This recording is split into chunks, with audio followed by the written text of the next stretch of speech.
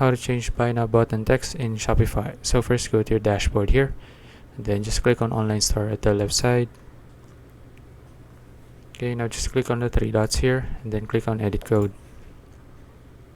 Next is just type in theme here at the search bar and then click on theme.liquid.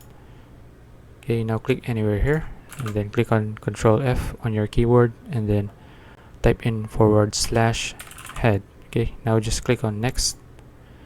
Okay, now after that just leave a space here and then copy this code here.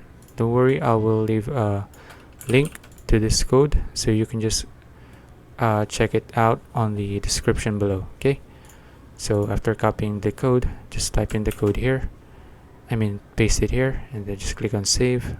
Oh wait, before clicking on save you just need to change the text, right? So instead of hit that like button, so right now the text on our buy now button is buy now, so instead of buy now, let's change it to get yours now.